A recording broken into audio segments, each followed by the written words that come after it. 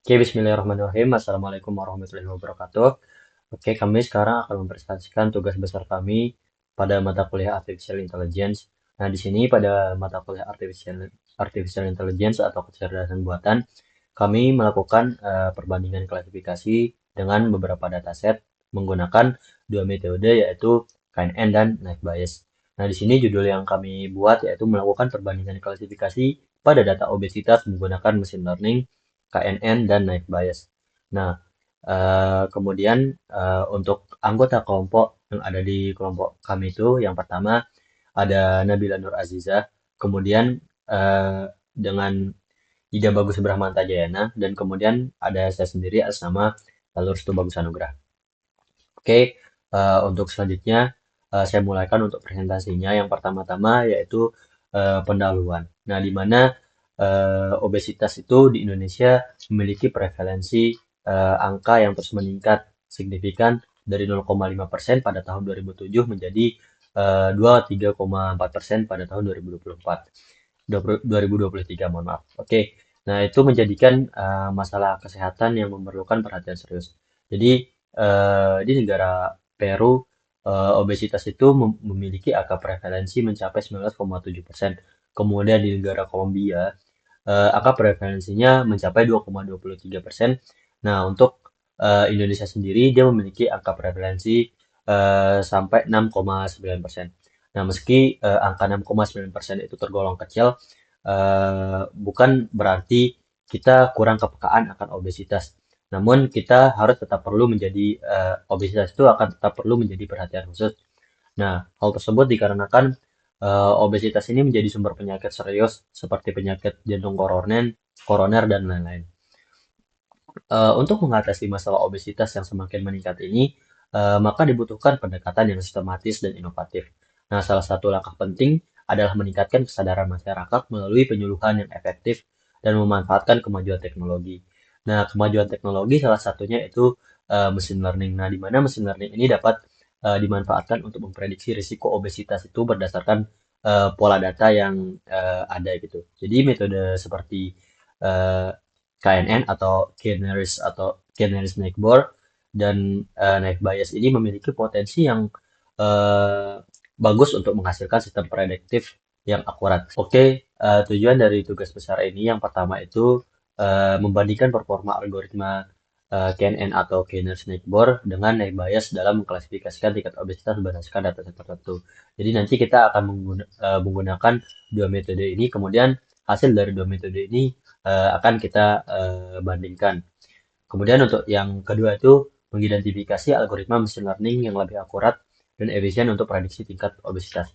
Jadi setelah kita bandingkan nanti kita identifikasi algoritma machine learning manakah yang lebih akurat dan efisien untuk memprediksi tingkat obesitas tersebut. Kemudian yang ketiga itu memberikan solusi berbasis teknologi untuk mendukung upaya pencegahan dan penanganan obesitas di Indonesia. Jadi setelah kita identifikasi, kemudian bakal ada solusi yang berbasis teknologi untuk mendukung upaya pencegahan penanganan obesitas di Indonesia. Jadi eh, dengan adanya mesin learning ini bisa membantu sebagai solusi penanganan untuk penanganan obesitas di Indonesia. Kemudian yang keempat itu menggunakan hasil penelitian sebagai referensi bagi pengembangan teknologi data untuk meningkatkan kualitas hidup masyarakat. Nah, di sini hasil penelitiannya nanti bakal digunakan sebagai referensi untuk pengembangan teknologi selanjutnya untuk meningkatkan kualitas hidup masyarakat. Oke, selanjutnya ada beberapa manfaat. Yang pertama itu manfaat pada bidang akademis, di mana memberikan kontribusi pada literatur tentang implementasi algoritma KNN dan Naive Bayes itu dalam klasifikasi data kesehatan khususnya obesitas. Kemudian ada teknologi. Nah, di bidang teknologi ini meningkatkan pemahaman tentang keunggulan dan kelemahan algoritma machine learning dalam menangani data yang tidak terstruktur. Oke, selanjutnya untuk manfaat selanjutnya yaitu praktis. Nah, di mana pada bidang praktis menyediakan rekomendasi metode yang lebih efektif untuk pengembangan sistem deteksi obesitas gitu. Kemudian pada bidang sosial gitu memiliki manfaat mendukung upaya meningkatkan kesadaran masyarakat terhadap pentingnya deteksi dini dan pengolahan obesitas melalui teknologi inovatif. Oke, Kemudian untuk tinjauan pustaka akan dijelaskan oleh teman saya, Jabagus Brahmantajayanya. Saya persilahkan. Oke, untuk di tunjangan pustaka itu yang pertama ada obesitas. Obesitas merupakan kondisi kesehatan yang terkait dengan akumulasi tubuh dan bagian yang tidak dikenal. Nah, kondisi ini ditentukan berdasarkan parameter indeks atau IMT yang mengukur keseimbangan antara berat badan juga tinggi badan. Pemahaman tentang obesitas didasarkan pada berbagai faktor yang berperan dalam perkembangan, seperti faktor genetik, lingkungan, pola hidup, serta aspek psikologis. Nah, terus untuk poin machine learning itu, machine learning adalah teknik yang meniru cara kerja dari makhluk cerdas belajar dan menggeneralisasi pola dari pengalaman berdasarkan teknologi. Nah, klasifikasi adalah metode dalam machine learning yang digunakan untuk memilah atau mengklasifikasikan objek berdasarkan ciri tertentu sebagaimana manusia mencoba membedakan mana satu dengan lain. Nah, melalui faktor obesitas yang disebutkan, maka dilakukan pelatihan terhadap semua. Yang pertama ada metode KNN atau K-nearest neighbor. Itu algoritma, ini salah satu metode dalam desain ini yang digunakan untuk klasifikasi berdasarkan konsep jarak atau data. Konsep jarak atau data.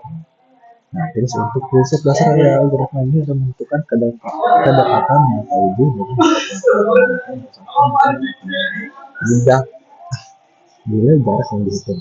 Nah, di sini kan ada gambar hitam, di sini ada gambar segitiga. Nah, di sini itu latarnya itu adalah data uji. Di sini ada testing data. Di testing data, nah terus habis dari testing data itu lihat yang mana paling dekat, bintang atau segitiga. Karena di sini lebih dekat ke bintang, makanya testing data ini bakal dikasih kasih. Terus untuk net bias nih, metode net bias itu adalah metode klasifikasi yang didasarkan pada prinsip karakteristik dan dikenal karena keseluruhannya serta efisiensi dalam menangani. Metode ini bekerja dengan mengikuti probabilitas berdasarkan frekuensi kemunculan nilai produk atau kondisi set pendidikan. Nah, jadi di sini itu uh, data, misalnya ini data amburadul, data berantakan itu. Dari data berantakan itu kan ada segi data nah, karena data amburadul ini ya kita memasukkan rumus yang kemudian yang bakal dari rumus tersebut artinya data yang dikatakan itu akan bisa dibagi dulu masing-masing sesuai dengan bentuk, warna, atau suatu. Nah, terus untuk pengujian KNN dan net bias ini dilakukan dengan dua metode pengujian. Maka dari itu perlu dilakukan pengujian terhadap pengujian dan dilakukan evaluasi faktornya. Evaluasi ini dilakukan melalui perhitungan nilai kesalahan matematis atau evaluasi dilakukan dengan parameter yang dibutuhkan dalam matriksnya. Oke, jadi simulasi dulu apa itu PP, PM, P, dan juga SM. Nah, untuk PP ini adalah positif. Nah, jadi di true positif itu apa sih true positif itu? Nah, true positif itu adalah bila data positif yang terklasifikasikan benar oleh sistem. Atau suatu TN ini adalah true negatif. Nah, jadi bila data negatif yang terklasifikasikan benar oleh sistem. Terus untuk FP ini, FP ini bisa FP ini adalah false positif atau data yang terklasifikasikan positif namun diklasifikasikan setelah konsisten. Terus efek itu ada false positif itu jumlah data negatif tapi dia diklasifikasikan sama konsisten. Di sini ada bisa di false konsisten sama konsisten. Nah, terus untuk metode penelitiannya itu ada beberapa yang harus dilakukan. Di sini kita melakukan sejumlah teratur terhadap uh, uh, data yang ingin kita uji. Terus di sini ada pengumpulan data, ya seperti biasa kita melakukan data. Terus itu data cleaning. Nah, data cleaning itu kita evaluasi data-data yang teruji dari pengumpulan data ini. Biasanya kan pengumpulan data ini ada aja data yang terkop yang kita keluarkan uji gitu. Terus ini selanjutnya aja atau misalnya kan dengan tes. Terus di sini ada poin analisis problem. Nah, di sini kita bandingin berkaitan dengan tes ini yang mana yang lebih efektif lebih efisien. Terus di sini ya kesimpulan dari analisis kemarin kita jelasin barusan itu kaitan dengan tes. Oke, mungkin selesai barusan. Selanjutnya dilanjutkan.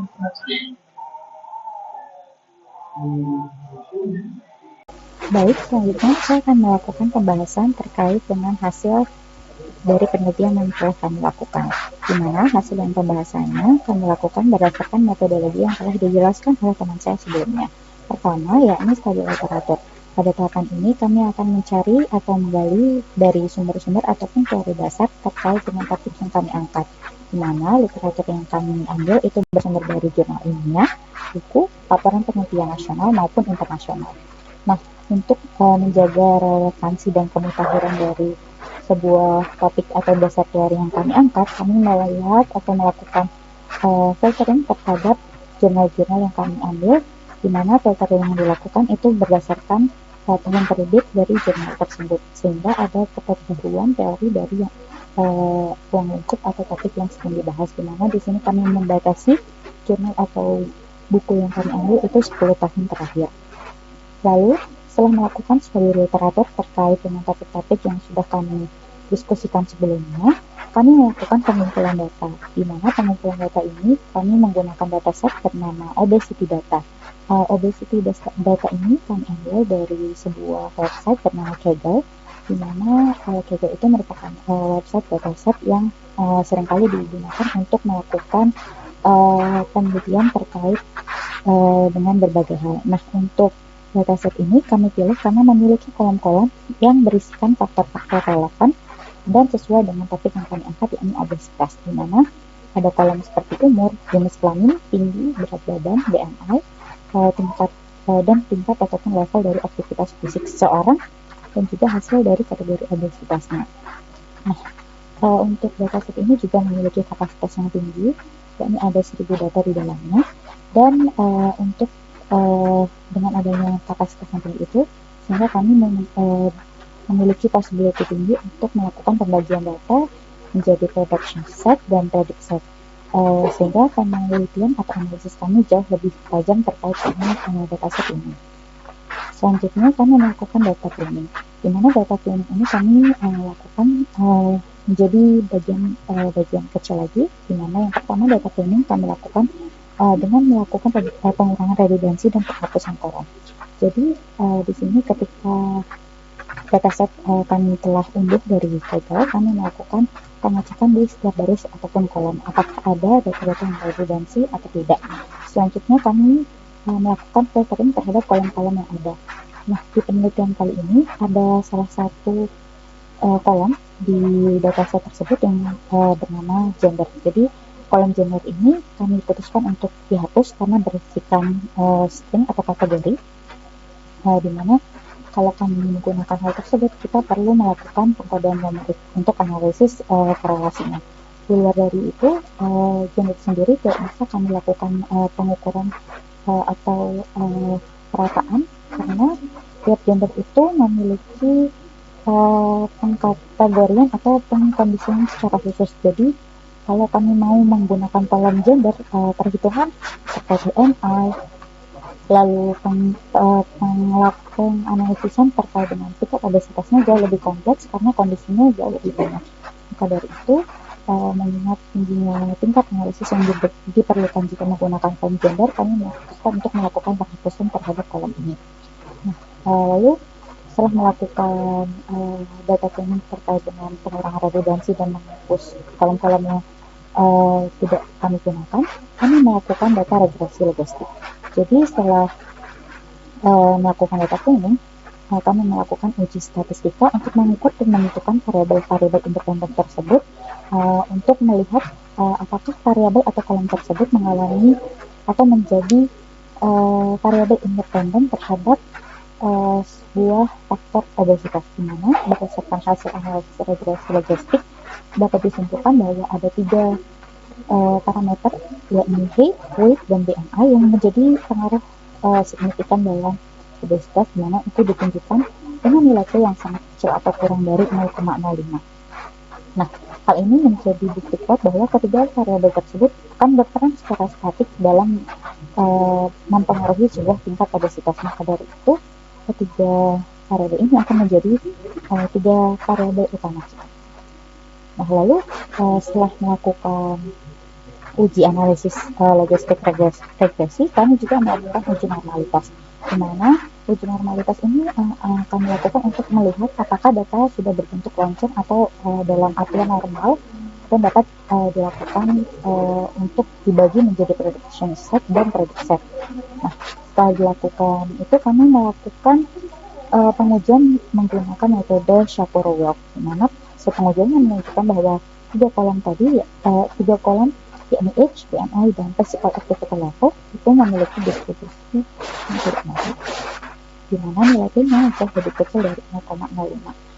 Dari temuan tersebut bisa dilihat bahwa proses normalisasinya itu tidak berbentuk lonceng, sehingga itu bisa menyebabkan ketidakakurasian atau mengurangi tingkat validasi dari data tersebut. Maka kami melakukan perbaikan terhadap data tersebut dengan menggunakan metode Z-score. Ini merupakan salah satu metode dalam statistika, di mana ini digunakan untuk melakukan perbaikan pada data-data yang ada, sehingga proses pada kolom H, BMI, dan physical activity level ini dinormalisasi dan kami simpan dalam bentuk variabel baru yang H normalized, BMI normalized, dan physical activity level normalized. Nah, setelah itu kami cek kembali apakah data-data tersebut telah normal atau telah berbentuk seperti lonceng. Di sini dapat terlihat bahwa kali ini data tersebut telah berbentuk seperti lonceng. Meskipun pada data H normalized itu tidak berbentuk seperti lonceng secara utuh, akan tetapi ini jauh lebih datar daripada kolom H sebelumnya. Dan untuk kolom dari BMI normalized dan physical activity level itu telah berbentuk seperti lonceng. Nah, lalu setelah melakukan data cleaning, kami melakukan pembangunan terhadap dua metode atau model, di mana di sini kami menggunakan KNN dan NetBIOS, di mana dua metode ini telah diajarkan pada perkuliahan sebelumnya, di mana pada KNN dan NetBIOS ini ada dua perbedaan signifikan, di mana KNN ini akan mengambil nilai ketetandaan dari sebuah data uji, dan sedangkan NetBIOS akan melakukan pengujian berdasarkan rumus dari probability-nya. Di sini untuk membangun hal tersebut kami membuat dua buah fungsi, di mana fungsi pertama merupakan NetBIOS classifier, di mana itu dibangun menggunakan nama fungsi NetBIOS train. Itu digunakan untuk melatih model yang dibangun untuk melatih PR probability dari setiap kelas menggunakan parameter distribusi Gaussian, di mana itu juga sudah dilakukan perhitungan pada code yang telah kami lampirkan, di mana itu melakukan perhitungan rata-rata dan standar deviasi dari NetBIOS tersebut. Lalu juga ada fungsi NetBIOS predict untuk melakukan uji terhadap model yang telah dibangun. Lalu untuk KNN, kami membuat fungsi Euclidean distance digunakan untuk melakukan perhitungan terhadap jarak atau melakukan Euclidean dari dua titik data yang telah ditentukan sebagai predict set dan juga predict set. Nah, di sini fungsi KNN predict juga kami bentuk untuk melakukan prediksi dan memberikan label case terhadap data uji atau predict set untuk dengan menghitung jarak antar titik dan uji dari semua titik data yang telah dilatih. Nah, dari metode-metode sebelumnya, kami melakukan pembuatan matriks atau coefficient matriks, di mana di sini kami lakukan perbandingan menggunakan 4 matriks atau kategori perhitungan. Yang pertama ada akurasi, precision, recall, dan P1 score, di mana dapat dilihat di sini kami membangun sebuah coefficient matrix untuk melakukan perbandingan antara model NetBIOS dan KNN. Lalu hasil pembangunan tersebut dapat dilihat bahwa perbandingan matriks perhitungan yang ditampilkan dari kedua model itu tidak jauh berbeda, di mana untuk nilai akurasi dan precisionnya itu memiliki nilai set yang sama, dan untuk recall, untuk net bias itu jauh lebih unggul daripada KNN, di mana nilai net biasnya untuk recall 86 dan F1 skornya 59, sementara untuk KNN hanya mencapai nilai 81 dan F1 skornya itu 56. Sehingga dapat kami lakukan penarikan kesimpulan dari hasil precision matrix ini. Dalam konteks klasifikasi obesitas pada dataset ini, metode net bias terbukti lebih unggul dari beberapa aspek, termasuk akurasi precision, recall, F1 score, kecepatan prediksi, serta efisiensi dalam penggunaan memori. Sebenarnya memang tidak terlalu jauh ya perbandingannya, tapi bisa dilihat bahwa terdapat keunggulan pada recall dan F1 score.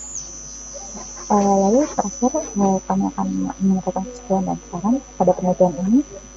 Seperti yang saya bilang bahwa untuk dataset ini terbukti bahwa kedua metode machine learning ini itu efektif dalam melakukan klasifikasi terhadap tingkat atau melakukan kategori pada sebuah data untuk mengklasifikasikan kategori obesitas. Namun, Netflix memiliki keunggulan dalam recall dan F1 score dan efisiensi memorinya. Lalu, keunggulan Netflix ini juga disebabkan oleh pendekatan probabilistik, di mana cara kerja Netflix itu melakukan perhitungan probability, sedangkan KNN kan hanya mengambil equilibrium atau jarak dari dua titik, sehingga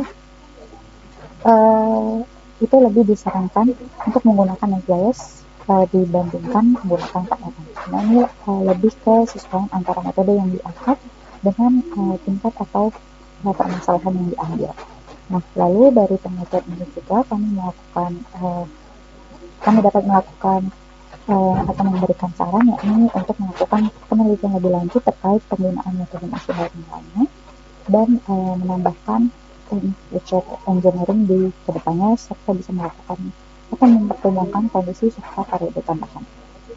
Nah, terakhir seperti yang diminta pada pembagian, bahwa harus dijelaskan terkait dengan pembagian tugas. Di sini kami juga melampirkan pembagian tugas, di mana saya sendiri selaku Nadia Nur Azia dengan FTD 022041 bertugas untuk membangun source code dari model yang telah diangkat, yakni KNN dan Methodus, lalu mengerjakan bagian hasil dan pembahasan hingga bagian daftar pustaka dari artikel yang telah dibangun dan melakukan pembuatan PPT ini. Lalu untuk teman saya, Bagus Bramanta Jayana dengan NIM F1D022081 itu bertugas untuk melakukan pencarian dataset pada website Kaggle dan mencari referensi-referensi yang telah sesuai atau melakukan pencarian jurnal, lalu mengerjakan abstrak dan pembagian pada artikel ini dan mengerjakan PPT ini bersama saya.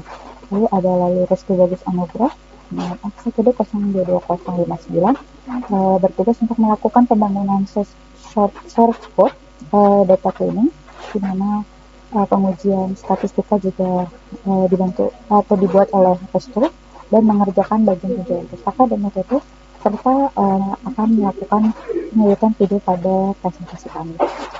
Mungkin itu saja untuk pembagian tugas yang telah kami lakukan untuk tugas besar dari mata kuliah kecerdasan modern atau AI. Itu saja mungkin, kurang lebihnya mohon maaf apabila ada kesalahan kata. Kami mohon maaf.